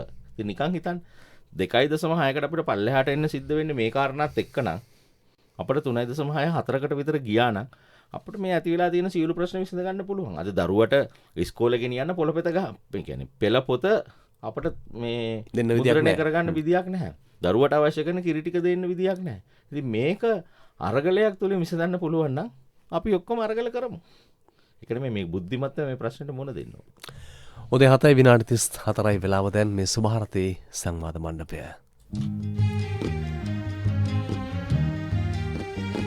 නිවා දැනුම් පවස පුවත් රැගෙන විගස පුරා සවන් රසින පියා හඹන දසත ස්වදේශීය සේවයයි උදාන කරාවයයි සුභාරතී සංවාද මණ්ඩපයේ කතා බහ කරන අද දවසේදී වත්මන් අර්බුදය තුල සංචාරක කර්මාන්තයේ මුහුණ දී ඇති අභියෝග පිළිබඳව අපි කතා බහ කරන්නේ බස්නාහිර පළාත් සංචාරක මණ්ඩලයේ සභාපති සුගත් හේවාපතරණ මහතා සමග. අපි දැන් සූදානම් වෙනවා තවත් මේ ගැන තොරතුරු කතා බහ කරන්න. සංචාරක සංවර්ධන අධිකාරී අධ්‍යක්ෂන් රාල් ධම්මිකා විජේසිංහ මහත්මියව මුණ ගැහෙන්න අපි සුබදාසනක් කියලා පිළිගන්නවා. දැන් වර්තමානයේ මේ පවතින තත්ත්වය දිහා බැලුවොත් අපේ රටේ සංචාරක කර්මාන්තයේ වත්මන් තත්ත්වය කොහොමද? මේ මේක ඇත්තටම පටන් ගත්තේ පිට කියන්න පුළුවන් මාර්තු මාසයේ වගේ ඉඳලා කියලා. මොකද සංචාරක කර්මාන්තයට අපි මහ ජනතාවට වගේම ඉන්ධන විදුලි සහ ගෑස් අර්බුදය තදින් බලපානවා. මොකද සංචාරක කර්මාන්තයේ ඒ අවශ්‍යතාවයන් අපි සපුරන්න ඕනේ සංචාරකයෙක් සඳහා. ඊට පස්සේ ක්‍රමයෙන් මේ ගැටලු විවිධ උද්ඝෝෂණ සහ සමාජ මේ වගේ ක්‍රියාකාරීත්වයන් ඇති වුණා. ඒකෙදි මුල් අවස්ථාවේදී ඇති වුණ ක්‍රියාකාරකම් බොහොම සාමකාමීව තිබුණේ. සංචාරකයන් මේවා දැක්කා, විදේශ මාධ්‍යවල මේවා ගියා. නමුත් එතනදී ලොකු හානියක් සිද්ධ වුණේ නැහැ. ඒ බව අපි දිනපතා අපි දකින දෛනික සංචාරකින්ගේ පැමිණීම දිහා බලනකොට අපිට පේනවා. ඒ යම් යම් අවස්ථාවලදී මේ ගැටලුවත් එක්කම සංචාරකයින්ට විවිධ කරදර ඇති කිරීම, ඒගොල්ලන්ගේ මාර්ග අවහිර කිරීම, ඒගොල්ලන්ගේ වාහන වලින් බැස්සවීම වගේ සිද්ධීන් වාර්තා වුණා. මේ වගේවත් එක්ක අපේ රටේ කීර්තිනාමයට සෑහෙන හානියක් සිද්ධ වුණා. ඒත් අපි තේරුම් ගන්න ඕනේ මේ අවස්ථාවේ අපි රට ලොකු ඩොලර් රිංගයක ඉන්නේ. ඒ නිසා අපිට සංචාරක කර්මාන්තය රැකගන්න එක කියන එක සංචාරක කර්මාන්ත සේවයේ ඉන්න මට විතරක් නෙවෙයි, අපේ සේවයේ ඉන්න අනිකුත් ලක්ෂ 3ක් පමණ විවිධ සේවක පිරිස පමණක් නෙවෙයි, මුළු රටටම තදින් බලපානවා. මොකද අපි සාමාන්‍ය සම්පෝෂිත රටක් නෙවෙයි, අපිට නැති සම්පත් තියෙනවා. ඒවා අතරින් එකක් අපිට ඉන්ධන අපිට පිටරටින් ගේන්න වෙනවා. අනිත් එක සියලුම බෙහෙත් වර්ග අපි රට ඇතුළේ නිෂ්පාදනය කරන්නේ නැති නිසා අපිට බෙහෙත් වර්ග ගේන්න වෙනවා. ගෑස්, ඉතින් මේ වගේ දේවල් ගේන්න නම් අපිට විදේශ විනිමය රට තුළ තියෙන්න ඕනේ. ඉතින් මේ විදිහට සංචාරක කර්මාන්තයේ බිඳ වැටීමත් එක්ක ඒක අපිට තදින් බලපානවා. මොකද අනිත් දේ තමයි අපි සංචාරක කර්මාන්තයේ විවිධ ගැටලු නිසා අපිට 2019 වෙච්ච පාස්කු ප්‍රහාරය, ඊට පස්සේ කොවිඩ් වසංගතය නිසා ඇත්තටම කියනවා නම් අපි සංවේදී තැනක තමයි හිටියේ. ඉතින් ඒ වගේ වෙලාවක මේ වගේ අපේ කීර්තිනාමයට හානි වීම සහ සංචාරකයන් විවිධ කරදර වලට ලක්වීම අපිට ඉතාමත් නරක විදිහට බලපානවා. හොඳයි, දැන් මේ තත්ත්වයත් එක්ක බැලුවොත් ඉදිරියේදී සැලසුම් මොනවද කරන්න තියෙන්නේ, මොනවද කරන්නේ ඉස්සරහට? මොකද පළවෙනිම දේ තමයි අපි මේ සංචාරක කර්මාන්තයට අවශ්‍ය මේ පහසුකම් ලබා දීම එක පැත්තකින් අපි කරන්න ඕනේ. ඒ සම්බන්ධයෙන් දැන් අමාත්‍ය මණ්ඩලයේ අනුමැතියක් ලබා ගත්තා ඉන්ධන ඛනිජ තෙල් නීතිගත සංස්ථාවට හැර අනෙක් අංශවලටත් ගෙන්වන්න පුළුවන් කියන එක. ඉතින් මේ වගේ අවස්ථාවකදී අපි දැක්කා පහුගිය කාලේ ඇඟලුම් කර්මාන්ත ශාලා හිමියන් එකතු වෙලා ඩොලර් වියදම් කරා ඒ ඉන්ධන නැවක් ලබා ගන්න. ඉතින් ඒ වගේ අපේ කර්මාන්තයෙන් උපයන ඩොලර් ඇත්තටම අපේ රට ඇතුළට එනවා නම් අපිට හැකියාව තියෙනවා කර්මාන්තයක් හැටියට එකතු වෙලා මේ අපිට අවශ්‍ය සම්පත් අපිට ලබා ගන්න. ඉන්ධන, ගෑස් වගේ දේවල්. ඉතින් දැනටත් සාමාන්‍ය සමහර හෝටල් වලට හැකියාව ලැබුණා ඩොලර් වලින් ගෙවීම කරලා මේ අවශ්‍යතාවයන් ලබා ගන්න. ඉතින් අපි මේක සම්බන්ධයෙන් අවශ්‍ය ක්‍රියාමාර්ගයන් රටක් හැටියට ගන්න සිද්ධ වෙනවා. ඒ වගේම අනිත් දේ තමයි අපි දැන් යම්කිසි අවස්ථාවක අපේ රටට කැලලක් ඇති වුණා නම් අපේ සංචාරක කර්මාන්තය පිළිබඳ හෝ රට පිළිබඳ රටේ කීර්තිනාමය පිළිබඳ ගැටලුවක් වුණාම අපිට හැකියාව තිබුණා විදේශයන්හි අපිට මුදල් වියදම් කරලා ප්‍රවර්ධන කටයුතු සිද්ධ කරන්න, රටේ කීර්තිනාමය ගොඩනැගීමේ කටයුතු සිද්ධ කරන්න. හැබැයි මේ අවස්ථාවේ අපිට විදේශ මුදල් වැය කරලා එවැනි ප්‍රවර්ධන කටයුතු සිද්ධ කරන්න හැකියාවක් නැහැ. මොකද අපිට ඒ වගේ දෙයකට විදේශ මුදල් වැය කරන්න අපහසු නිසා. ඉතින් ඒ නිසා අපි විකටම කරගෙන යන්නේ පුළුවන් තරම් ඩිජිටල් විද්‍යුත් මාර්ග උපයෝගී කරගෙන ප්‍රවර්ධන කටයුතු කරන්න. ප්‍රවර්ධන කටයුතු සහ අපිට මේ ඇති වෙන කීර්තිනාමයේ නැතිවීම නැවත අපි කොහොමද ගොඩනගා ගන්න කියන එක. ඒ වගේම විදේශ මාධ්‍යවේදීන්, ඒ වගේම බ්ලොගර්වරුන්, ඒ වගේ ඉන්ෆ්ලුවෙන්සර්ස්ලා කියන අපි ප්‍රසිද්ධ පුද්ගලයන්, ඒ වගේ අයව ලංකාවට ගෙනල්ලා. මොකද මේ අවස්ථාවේදී අපිට ලංකා මුදලින් වැය කරන්න වෙන්නේ. ඒ වගේ ප්‍රවර්ධන කටයුතු සිද්ධ කරන්න. මොකද අපිට නැති වෙන අපේ නාම අපිට නැවත ගොඩනගා ගන්න වෙනවා සංචාරකයන් ගෙන්න ගන්න. හොඳයි, දැන් මේ තත්ත්වය වශයෙන් අපිට කියන දැන් තරුණයාට නැත්තම් පුරවැසියාට මොකද්ද රට වෙනුවෙන් කරන්න පුළුවන් මේ තත්ත්වය යහපත් කරගන්න? අපිට ඇත්තටම දැන් එතන මාරුවෙන් මාරුවට අපේ තරුණ කොටස් විශේෂයෙන්ම ගොඩක් වෙලාවට මේ වගේ විරෝධතා වැඩසටහන් වලට සම්බන්ධ වෙනවා. ඒ නමුත් ඔවුන්ගේ නිර්මාණාත්මක හැකියාවන් අපිට දෙන්න පුළුවන් අපේ සංචාරක කර්මාන්තයේ ප්‍රවර්ධනයේට. මොකද අපි ගොඩක් දන්නවා විශේෂයෙන්ම තොරතුරු තාක්ෂණය පිළිබඳ බොහොම දක්ෂයි. ඔබ දකින්න ඇති පහුගිය දවස්වල මොනතරම් ලස්සනට මේ ඩිජිටල් තාක්ෂණය යොදාගෙන යම් දේවල් ඒ විරෝධතා අතරේ කරාද. ඒ නිර්මාණශීලී හැකියාව අපිට දෙන්න. අපේ රට ප්‍රවර්ධනය කරන්න, අපේ සංචාරක ක්ෂේත්‍රය ප්‍රවර්ධනය කරන්න දෙන්න. ඒ වගේම විරෝධතාවන් දක්වන්න, ඒ විරෝධතාවන් දැක්වීම තුළ අපේ මාර්ග අවහිර කරලා, මාර්ගවල සංචාරකයන්ගේ වාහන අවහිර කරලා ඒ වගේ සංස්කෘතියකට යන්න එපා. මොකද ඒක නැවත හානියක් සිද්ධ වෙන්නේ අපටමයි, අපේ රටටමයි. ඔබ ඉල්ලන පරිදි පාලන පක්ෂ හෝ පාලකයන් වෙනස් වුණත් නැවත පැමිණෙන පාලකයෙක්ට හෝ ගොඩනගා ගන්න බැරි තත්යකට අපේ රට ගෙනියන්න එපා. මොකද ඒකෙන් හානිය වෙන්නේ දීර්ඝකාලීනව මේ රටට. හොඳයි, බොහොම ස්තුතියි සංචාරක ව්‍යාපාරය පිළිබඳ වර්තමාන තත්ත්වය ගැන පැහැදිලි කිරීමක් අපි ලබා ගත්තේ. සංචාරක සංවර්ධන අධිකාරිය අධ්‍යක්ෂ ජනරාල් ධම්මිකා විජේසිංහ මහත්මියට බොහොම ස්තුතියි. උදේ 7:41 වෙලාව දැන් අපි වත්මන් අර්බුදය තුළ සංචාරක කර්මාන්තයේ මුහුණ දී තිබෙන අභියෝග ගැන කතා බහ කරමින් ඉන්නේ. දැන් සුගත් හේවාපතර මහත්මයා මේ අපේ රටේ සංචාරකයන්ට එන්න පුළුවන් හොඳ වාතාවරණයක් හදන්න. නැත්නම් සංචාරකයා ඊතරසිර මෙතනට එන්න පොළඹවන්න බස්නායක පළාත මොනවද තියෙන තවත් ව්‍යාපෘති. පැහැදිලිවම අපි දැන් වෙලාසනින් කියන්න ඕනේ අර මට කලින් අදහස් දැක්වීමේදී කියන්න අමතක වුණා. දැන් අපි ජනවාරි මාසයේ තුල 82000ක් සංචාරකයෝ පැමිණෙනවා. පෙබරවාරි මාසයක 96507ක් දක්වා වර්ධනය වෙනවා. ඉතින් අර වේලාසනින් අර ධම්මිකා විජේසිංහ මැතිණිය කිව්වා වගේම සමහර අයට අමතකයි දැන් මේ පාස්කු ප්‍රහාරය කියලා එකක් තිබුණා කියලා. ලංකාවේ තරු හෝටල් කීපයක තමයි මේ පාස්කු ප්‍රහාරය සිද්ධ වෙන්නේ අර ආගමික සිද්ධාස්ථාන සිද්ධ වනවට අතිරේකව. මේකත් එක්ක සම්පූර්ණයෙන්ම සංචාරක කර්මාන්තයේ බිඳ වැටෙන 2018 අවුරුද්ද ඇතුළත. ඒ නැගිටිමින් තිබුණු සංචාරක කර්මාන්තය තමයි ආපහු කොවිඩ් වසංගතයත් එක්ක වැටෙන්නේ. ඊළඟට කොවිඩ් වසංගතයෙන් පස්සේ නැගිටින සංචාරක කර්මාන්තය තමයි මේ විරෝධතා අරහා ආපහු බිඳ වැටෙන්නේ. ඉතින් මේක ඊටාම අවසනාවන් තත්ත්වයක්. දැන් අපි ඇත්තටම සංචාරක කර්මාන්තය සඳහා උපයාගත් ආදායම සංඛ්‍යාත්මකව ඉදිරිපත් කරනවා නම් ජනවාරි මාස වෙනකොට අපි ඩොලර් මිලියන 148.1. එකෙන් දල වශයෙන් ඩොලර් මිලියන 148ක් උපයලා තියෙනවා. පෙබරවාරි මාස වෙනකොට ඒක ඩොලර් මිලියන 173.6කට වර්ධනය වෙනවා. මාර්තු මාසේ සංඛ්‍යා ලේඛන මාස අතුව නැහැ. ඒක මං හිතන්නේ තව අඩු ගානේ මේක 200කට විතර 200 ඉක්මවන ගානකට ගමන් කරමින් තිබුණේ. ඇත්ත වශයෙන්ම අපිට අර පුරෝගතනය කරපු ආර්ථික ඉලක්ක වලට යන්න හැකියාව තිබුණා මේ අවාසනාවන් තත්ත්වය උදා වුණේ නැත්තම්. ඉතින් මං හිතන්නේ අර පාලකයා හෝ පාලකයන්ට තියෙන විරෝධය හරහාම අප විසින් සිද්ධ කරන්නේ මේ රටට එරෙහිව ගන්නා වූ ක්‍රියාමාර්ගයක්. ඉතින් අපි ඊටාම ඉක්මනට මේ තත්ත්වය සමනය වෙයි කියලා ප්‍රාර්ථනාවෙන් අපි වැඩ කරගෙන යනවා. ඉතින් ඔබට කියන්න මාර්තු මාසේ මුල් සතියේ අපි සංචාරකයන් විශේෂයෙන්ම ලංකාව තුළ ඉන්න විදේශීය සංචාරකයන් ඉලක්ක කරගත දැවැන්ත වැඩසටහනක් කරා කොල්ලුපිටියේ මැරයින් ඩ්‍රයිව් එකේ. ඒක වෙස්ටර්න් බ්‍රීස් කියලා සැනකෙළියක්. ඔබතුමාලත් ඒක සම්බන්ධයෙන් අපිට විශාල ප්‍රචාරයක් ලබා දුන්නා. ලංකාවේ තියෙන සියලුම මාධ්‍ය ආයතන අප සමග ලෝභ නැතුව ඇවිල්ලා අපිට උදව් කරා. විද්‍යුත් සහ මේ මුද්‍රිත මාධ්‍ය හරහා.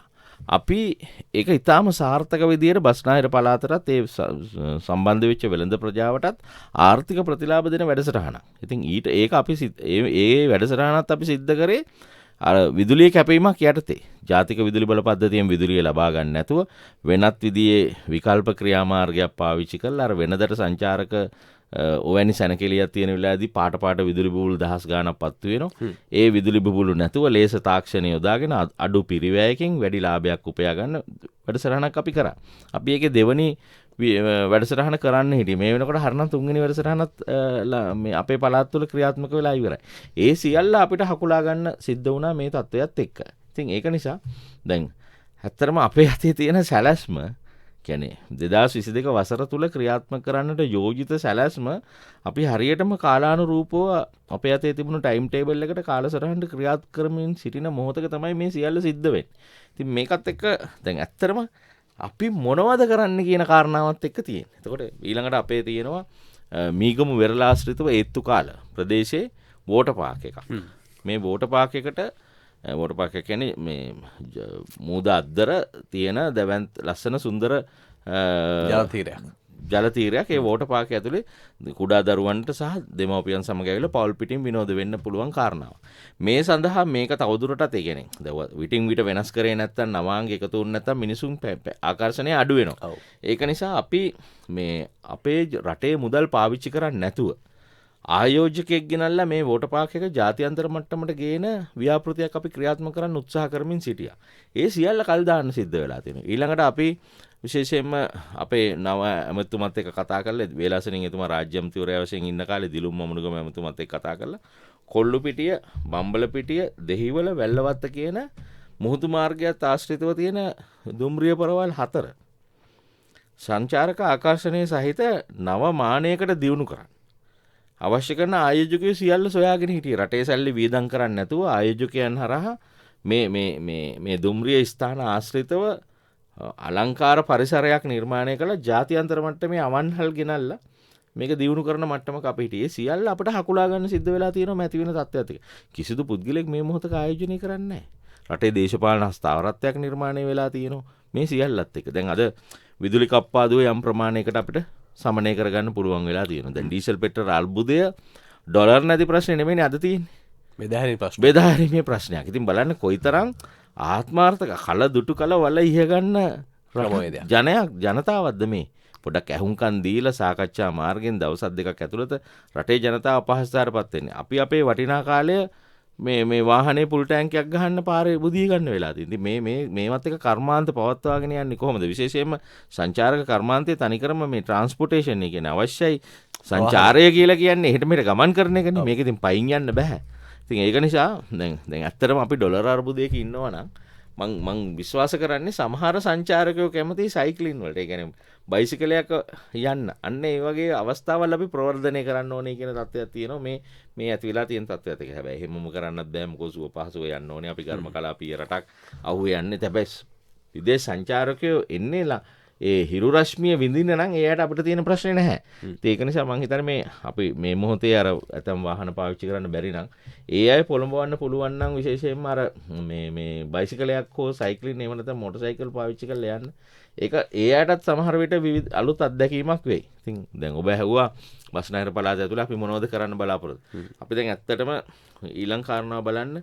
දැන් අපේ පළාතේ තමයි බුදුරජාණන් වහන්සේ වැඩපු කැලණිය පූජා භූමිය තියෙන්නේ. ඉතින් මේක හරහා බෞද්ධ සංචාරක වැඩපිළිවෙලක් අපි දියත් කරන්න බලාපොරොත්තු වෙනවා ගම්පහ දිස්ත්‍රික්කයේ සහ විශේෂයෙන්ම ගංගාරාම පන්සල දැවැන්ත සංචාරක ආකර්ෂණ සහිත ප්‍රදේශයක් අපේ පළාත් තුළ තියෙන. ඊළඟට බෙල්ලන්විල විහාරය මේ වගේ විශාල විහාර සහ විශේෂයෙන්ම ගම්පහ දිස්ත්‍රික්කයේ තියෙන ගල් එනවල්. ඒ කාලේ ආකර්ෂණීය ගල් එනවල් අපේ පැරණි රජවරු ඉතිහාසයක් තියෙන මේ සියල්ල ගෙනල්ලා දැවැන්ත වැඩපිළිවෙලක් අපි ලෑස්ති කරගෙන හිටියේ. අපි දැන් කොහොමද ඒ ටික ක්‍රියාත්මක කරන්න ඕනේ. ඊළඟ කාරණාව තමයි මේ සියල්ල සිද්ධ කරන්න වෙන්නේ රාජ්‍ය මුදල් භාවිතා නොකර. ඒක රාජ්‍ය මුදල් භාවිතා නොකරන්න නම් දේශීය හෝ විදේශීය ආයෝජකයෙක්ගේ සහයෝගය ලබා ගන්න ඕනේ. විශේෂයෙන්ම ආයෝජකයෙ මේ මොහොතේ පවා මේ තත්ත්වයේ සමනයපත් වුණොත් මේ මොහොතේ පවා සංචාරක කර්මාන්තය සඳහා අලුතෙන් ආයෝජනය කරන්න ලෑස්ති වෙලා ඉන්නවා. ඉතින් අපි බොල්ගොඩ සංචාරක කලාපය තුළ දැවැන්ත ආයෝජන කරන්න හඳුනාගත්ත ප්‍රදේශ තුළ ක්‍රියාත්මක වෙනවා. කොට ඊළඟට අපි අර වේලාසනින් කිව්ව වෙස්ටර්න් බ්‍රීස් සැනකෙළිය හරහා උපයාගත්ත මුදලින් පළාත තුළ පමණක් නෙමෙයි ජාත්‍යන්තර මට්ටමින් විදේශ රැකියා අවස්ථා ඇති කරන්න අපේ පළාතේ දරුවන්ට හෝටල් කර්මාන්තයට අදාළ මානව සම්පත පුහුණු කිරීමේ හෝටල් පාසලක් ආරම්භ කරන්න කටයුතු සූදානම් කරගෙන ඉන්නවා. මේ මොහොතේ අපි බස්නාහිර පළාත තුළ වසා දමන ලද පාසලක් ගොඩනැගිල්ලක් ලබා ගන්න බලාපොරොත්තු වෙන මොකද සල්ලි නැහැනේ. අපිට අලුතෙන් ඉඩම් ගන්න බෑ, බිල්ඩින් හදන්න බෑ. අපි අර අතහර දමන ලද සම්පතක් මේ භාවිතා කරන්න. එතකොට ඒකටත් අපි මේ රාජ්‍ය මුදල් භාවිතා කරන්න බලාපොරොත්තු වෙන්නේ නැහැ. පාලක මණ්ඩලයක් හෝටල් ශාස්ත්‍රයේ ඉන්න පිරිස් එකතු කරලා විදේශවල ඉන්න ඇතම් හෝටල් කර්මනාකරුවන් අපිත් එක්ක සාකච්ඡා කරලා තියෙනවා. විශේෂයෙන්ම ඩුබායි හෝටල් සමූහයක වැඩ කරන අපේ මිත්‍රෙක් ලංකාවට ඇවිල්ලා අපිත් එක්ක කතා කරලා ඒ අයගේ දායකත්වය ලබා දෙන්න. ඇත්තටම මේ රටට ආදරය කරන මේ රටේ ජනතාවට ආදරය කරන අපේ ජනයා විශාල ප්‍රමාණයක් ඉන්නවා. මේ අයගේ සහයෝගය අපිට ගන්න පුළුවන් නම් සංචාරක කර්මාන්තය විතරක් නෙමෙයි සියලු ශාස්ත්‍ර දියුණු කරන්න පුළුවන්. අවශ්‍ය වෙන්නේ අපි පටු දේශපාලන අරමුණු වෙනුවෙන් නෙමෙයි යන්න ඕනේ. අපට ඉලක්කයක් තියෙන්න ඕනේ. මේක අපේ රට. ජාතික ඉලක්කයක්. ජාතික ඉලක්කයක්. මේක අපේ රට. හැබැයි දේශපාලඥයන්ට සුවිශේෂී වගකීමක් තියෙනවා. දැන් අපේ අරගලකරුවෝ කියන්නේ 225 මෙපා කියලා. කියන්නේ මේ පවතින ක්‍රමය පිළිබඳ කලකිරීම. පවතින ක්‍රමය සහ වර්තමාන දේශපාලන නියන පුද්ගලයන්ගේ හැසිරීම. එතකොට ඒ අය මේ ජනතාව තුළින් එන විරෝධයට සංවේදී වෙන්න ඕනේ. සංවේදී වෙලා තමන්ගේ අර පැරණි දින චර්යාවන් ඒ චර්යාධර්ම වෙනස් කරලා අවංකවම ආදර්ශවත් වෙන්න ඕනේ මේ රට දියුණු කරන්න අපි සියලු දෙනා කැප වෙනවා. ඒකට ඔය තරුණයන්ගේ ජවය දැන් අර කිව්වා වගේ අද නිර්මාණශීලී හැකියාවල් තියෙන තරුණයෝ. දැන් බලන්න මම දකිනවා මම ඔය අරගල භූමියට ගිහිල්ලා නැහැ. ගුවන් විදුලි සහ රූපවාහිනී ඒ වගේම මේ අන්තර්ජාලයේ මේ මූණපොත හරහා ඒ අයගේ විරෝධාකල්පත් සමහර විට පෙන්වන්නේ ප්‍රකාශන මාධ්‍යයක් කරා. ඒ කියන්නේ අර හුදෙක් සටන් පාට වගේම මේ විරෝධාකල්පේ නාට්‍යානුසාරයෙන් එහෙම නැත්නම් විවිධ ප්‍රසාංගික විදියට තමයි පෙන්වන්නේ. ඉතින් අපට පුළුවන් නම් මේ කාරණාවල් ඉදිරියේදී සංචාරක කර්මාන්තයේ සහ අපේ රට ආදායම උපයන මාර්ග විදියට යොදා ගන්න.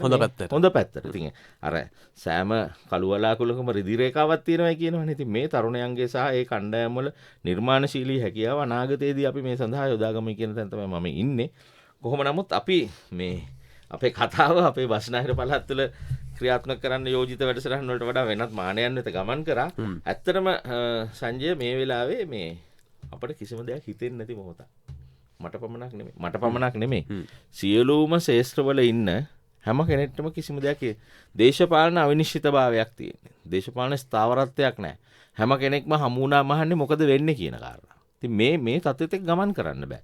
ඒක නිසා වහාම මේ රටේ ඉන්න ප්‍රබල නායක නායිකාවන් ආණ්ඩුපක්ෂය විපක්ෂය ඇවිල්ලා මේ තියෙන අති භයානක තත්ත්වයක් එක්ක සම්මුතියකට එන එක තමයි මේ සියලු කර්මාන්ත නගා සිටවන්න පුළුවන් තත්ත්වය. ඉතින් සංචාරක වේවා නිෂ්පාදන සේවා ආර්ථිකයේ සියල්ල වෙනස් කරන්න. විතර නෙමෙයි අපේ රටේ අධ්‍යාපනයේ පවා විශාල අර්බුදයකට ගමන් කරමින් තියෙනවා. එතකොට පැහැදිලි කාරණේ. ඒතර ඊළඟ කාරණාව තමයි ඇයි දැන් මෙතන අපිට විශාල අර්බුදයක් වෙලා තියෙන්නේ රටට අවශ්‍ය කරන ඩීසල් පෙට්‍රල් ටික ලබා ගන්න. අපි මාර්ගගත ක්‍රමවේදයකට එහෙම නැත්නම් අර ඔන්ලයින් සිස්ටම් එකකට යන්න පුළුවන් නම් අපිට බොහෝ පිරිවැයවල් අඩු කරගන්න පුළුවන්. දැන් අපි මේ සම්පූර්ණ ක්‍රමය මේ ඇති වෙලා තියෙන අර්බුදකාරී තත්ත්වයක් එක්ක වෙනස් කරගන්න සිද්ධ වෙලා තියෙනවා. දැන් ඇත්තටම දැන් මේ බිඳ වැටුණු තත්ත්වයක් එක්ක අපිට තවදුරටත් ගිහිල්ලා ඔය වෙළඳ ප්‍රදර්ශන හරහා එහෙම නැත්නම් විශාල ප්‍රවර්ධන වැඩසටහන් කරන්න බෑ. ඒ නිසාම ඇත්තටම ඩිජිටල් තාක්ෂණය යොදා ගන්න. දැන් රට ඇතුලේ ඇති වෙලා තියෙන තත්ත්වය ඇත්ත කතාව. මේ පෙන්නන තරම් ජාත්‍යන්තර මාධ්‍ය පෙන්නන තරම් ඊටාම විනාශකාරී පරිසරයක් ලංකාව තුල නැහැ කියන කාරණාව අප සියලු දෙනාටම කරන්න පුළුවන්. මේක රජයක මැදිහත් වීමක් අවශ්‍ය නැහැ. සියලු දෙනාටම අද ජාත්‍යන්තර වශයෙන් සම්බන්ධ වෙන්න පුළුවන් මෙවලමක් තියෙනවා. අන්තර්ජාලයට පිවිසීමේ මාර්ගයක් තියෙනවා. තමන්ගේ අතේ තියෙන ස්මාර්ට් දුරකථනයක් හරහා අපට පුළුවන් නම් අපි අපේ අතේ තියෙන දුරකථනයම පාවිච්චි කරලා ලෝකයට පණිවිඩයක් දෙන්න එන්න අපේ රටට කියලා. හැබැයි මම දකින්න සමහර අය කියන එන්න එපා ලංකාවට ලයිට් කපලා මෙච්චරක් ඩීසල් නැහැ අපි පොලිමේ. ඉතින් එහෙම නෙගටිව් පැත්ත එහෙම නැත්නම් ඍණාත්මක අදහස් පතුරවන්නේ නැතුව අපි මේ බිඳ වැටෙන ආර්ථිකය ගොඩනගන්න අපි සියලු දෙනාම එකතු වෙමින් කියන තැන තමයි මම ඉන්නේ. ඔව් දැන් මෙතන තියෙන කාරණේ දේශපාලනය කරන්න අයිතියක් හැමෝටම තියෙනවා වගේම ඒ දේශපාලනය කරන්නත් රටක් තියෙන්න ඕනේ. ආර්ථිකය සයිමත් වුණොත් තමයි අපිට ශක්තිමත් ආර්ථිකයකට යන්න පුළුවන්. ඒ නිසා අපි හැමෝගෙම ඉල්ලන කාරණේ තමයි මේ ආර්ථිකය පිළිබඳව රට පිළිබඳව මොනවා කරන්නත් කාලා බීලා බෙහෙත් ටික අරගෙන අධ්‍යාපනය කරලා ඉන්න පරිසරයක් තියෙනකොට කවුරු ආණ්ඩු කරත් කොමන රජයක් කරලා දැන් මොකද මේ අර්බුද කියනවා මේ රජයට නෙවෙයි ළමල රජයටත් එන්න පුළුවන් ඊට පස්සෙත් එන්න පුළුවන් හැබැයි අපි හැමෝම එකතු වුණු තැනක් නැති වුණොත් අපි කොතනද යන්නේ අවසන් වශයෙන් දැන් වෙන විදිහකට කියනවනම් විනාශ කරන්න ලේසි ගොඩනගන්න අමාරුයි දැන් මේ ඔබේ ගුවන් විදුලි සංස්ථාව ඉදිරියේ තියෙන මහා දැවැන්ත වෘක්ෂයන් වැවෙන්න කොච්චර කාලයක් ගත වුණාද මේක එක සැනකින් පොරෝපහරකින් එහෙම නැත්නම් මේ ස්වයංක්‍රීය කපන යන්ත්‍රයකින් විනාඩි 5කදී කපලා ඉවත් කරන්න පුළුවන් මේ ගොඩනගන්න අමාරුයි විනාශ කරන්න ලේසි ඉතින් ඒක නිසා සංචාරක කර්මාන්තය සහ සෙසු කර්මාන්ත අද මුහුණ දෙමින් සිටින්නේ මේ විනාශ වීමේ තත්ත්වයකට තමයි මේකට අපි මුහුණ දෙන්න ඕනේ මුහුණ දීලා ඇත්තටම මේ රට අපි අරගෙන බැලුවොත් 71 කැරැල්ලක් එනවා ඊට පස්සේ 80ට 89 තව අවාසනාවන්ත තත්ත්වයක් එනවා 83 කළු ජූලියක් එනවා හරි ඊට පස්සේ ආයිමත් යුද්ධය දශක 3ක් එනවා දශක 3ක් එනවා මේ අවාසනාවන්ත තත්ත්ව අපට කළමනාකරණය කරගන්න පුළුවන් නම් අපි පුංචි කාලෙත් මේ රට දියුණු වෙමින් පවතින රටක්, අදටත් දියුණු වෙමින් පවතින රටක්, කවදා හරි අපි මැරෙනකොටත් දියුණු වෙමින් පවතින රටක් කියන කාරණාවෙන් එළියට යන්න බැරි වුණේ මෙවැනි කාරණා නිසා. ඉතින් සමහර දේවල් අපේ පාලනයෙන් තොර වෙන්න පුළුවන්. එහෙම නැත්නම් පටු දේශපාලන අරමුණු වෙනුවෙන් වෙන්න පුළුවන්. ඉතින් දැන් අපට සිද්ධ වෙනවා අපේ මේ පුංචි ලංකාව, අපේ ඉපදුණු මව්බිම, අපේ ඉපදුණු මේ මහ පොළොව කොහොමද මේ ලෝකයේ ඔසවා තබන්නේ කියන කාරණාව. ඉතින් එතකොට මේකට එක හේතුව තමයි අපි දේශපාලන වශයෙන් බෙදිලා ඉන්නේ. අපි ජාතීන් වශයෙන් බෙදිලා ඉන්නේ. අපි ආගම් වශයෙන් බෙදිලා ඉන්නේ. එහෙම නැතුව අපට පුළුවනි නම් අපි ඔක්කොම මේ රටේ ඉපදුණු දරුවෝ මේක අපේ සුන්දර, එහෙම නැත්නම් අපි අපේ දෙමව්පියන්ට වගේම අපේ දරුවන්ට හා සමානව අපේ රටට ආදරය කරන්න පුළුවන් නම් මේ සියලු ප්‍රශ්න විසඳ ගන්න පුළුවන්. අපට දැන් ඇත්තටම දේශප්‍රේමියෙක් බිහි වෙන්න පුළුවන් නම් ඕනම කෙනෙක්ට කියන්න පුළුවන් මේක කරන්න එපා, මේකෙන් අවසාන ප්‍රතිඵලය මේක, ඔබේ ඉල්ලීම දිනා ගන්න, එහෙම නැත්නම් ඔබේ දේශපාලන අරමුණ වෙනුවෙන් වෙන විදියකට කටයුතු කරන්න. මේ හරහා වෙන මේක අර දැන් වෙන විදියකට කියනවා නම් පාරිභාෂික වචනයක් තියෙනවා නම් මොකද්ද, තැල්ල බඳින්න බෙල්ල ඉතුරු වෙන්න ඕනේ. ඉතින් රජකම් කරන්නත් මොන දේ කරන්නත් රට ඉතුරු වෙන්න ඕනේ. ඒකට ඊළඟට සම්පූර්ණ කාරණාව තියෙන්නේ මේ සියල්ල සම්පූර්ණයෙන්ම බිඳ දාලා ගොඩනගන්න කවුරු හරි හිතන් ඉන්නවනම් ඒක ඊටාම දුෂ්කර කාර්යයක්. ඉතින් මේ මොහොතේදී අපිට තියෙන ආර්ථික ප්‍රශ්න මේ සියල්ලටම විසඳුම විදියට මම නම් හිතන්නේ අපි ඉක්මනටම මේ රටේ ඇති වෙලා තියෙන දේශපාලන අර්බුදේ විසඳ ගන්න අවශ්‍යයි. ඒ සඳහා පුරවැසියන් වශයෙන් ඔබට මටත් ඒ වගේම දේශපාලන නායකයන්ට, විශේෂයෙන්ම ආගමික නායකයන්ට මේ සඳහා කරන්නා වූ මැදිහත් වීම මදි කියලා වගේ තමයි හැඟීමක් මට තියෙන්නේ. ඉතින් ඒක නිසා සංචාරක කර්මාන්තය විතරක් නෙමෙයි අද මේ මුළු රටම මුණ දීලා තියෙන තත්ත්වය සමනයකටපත් කරලා ඊටාම මේක පැය 24කින් ඉවර කරගන්න පුළුවන් නම් 48කින් ඉවර කරගන්න පුළුවන්, උපරිම දවස් කිහිපෙන් ඉවර කරගන්න පුළුවන්. ඒක තමයි අපේ ප්‍රාර්ථනාව. හැබැයි ඒ වගේම බස්නාහිර පළාත විදියටත් රටක් විදියටත් අපි සංචාරක කර්මාන්තයේ දියුණු කරන්න ගත්තා වූ වැඩපිළිවෙල මේ දුෂ්කර අවධියට මුහුණ දෙමින් අපේ නියමිත ඉලක්ක කරා ගමන් කරනවා. අපි අනාගතයේ දවසක හමු වෙමු සංජය. එදාට මේ දුෂ්කරතා මැදින් දැන් අපේ සැලැස්ම අපි ක්‍රියාත්මක කරන්නේ ඊටාම දුෂ්කර විදියට. ඊටාම සුළු කණ්ඩායමක් එක්ක අතිකාල දීමනාවක්වත් දෙන්න බෑ වැඩ කරන දරුවෙක්ට. ඉතින් ඒක නිසා මෙවැනි දුෂ්කරතාවත් එක්ක මා සහ මගේ කණ්ඩායම කරන්නා වූ වැඩපිළිවෙල අපි මේක පස්සට යන්නේ නැතුව ඉදිරියට අරන් යනවා. අරගෙන ගිහිල්ලා යලි දවසක හම්බෙලා මේ කඩලු බාධක මැදින් අපි ගියේ ගමන ගැන අපට සන්තෝෂ වෙන්න පුළුවන් නම් එදාට මම ඇවිල්ලා මේ කාරණාව ආපහු කියන්නම්. ඉතින් අපි පාරම්බාන්න අවශ්‍ය නැහැ, පුරාජේරු කියන්න අවශ්‍ය නැහැ. මේ දුෂ්කර තත්ත්වය ගැනයි මම කිව්වේ. හැබැයි මේ දුෂ්කර වාතාවරණය යටතේත් අපි අපේ ගමන ඉදිරියට යනවා. අපි මේ ගමන සාර්ථක කරගන්න බලාපොරොත්තු වෙන, සාර්ථක වුණාට පස්සේ දවසක අපි හම්බෙමු. එදාට මම කතා කරන්න. හොඳයි, බොහොම ස්තුතියි. සුභාර්ථ සංවාද මණ්ඩපයට අපි කතා බහ කරන ආරාධනය කළේ බස්නාහිර පළාත් සංචාරක මණ්ඩලයේ සභාපති සුගත් හේවාපතන මහත්මයාට බොහොම ස්තුතියි. අද සුභාර්ථයෙන් අපට සමුගන්න අවසර දෙන්න. අද සුභාර්ථයේ ගෙනීමේදී අපට තාක්ෂණික දායකත්වයේ රජීව නානායක්කාර, නවමාධ්‍ය මෙහෙයුම ජගත් නවරත්න, එවැගේම සුභාර්ථයේ සම්බන්ධීකරණයේ TDK ජයන්ත, සුභාර්ථයේ නිෂ්පාදනය කළේ දිනුක ගුණවර්ධන, මම සංජය මදුසංකමුතුමුනි. ජයග්‍රාහී සුබ දවසක් ඔබ සැමට.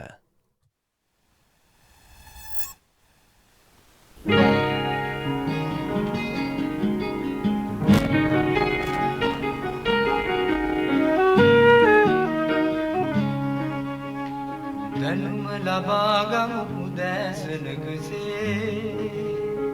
සිතැඟි වඩාලමු දිය ඇල්ලකසේ සුභාරතී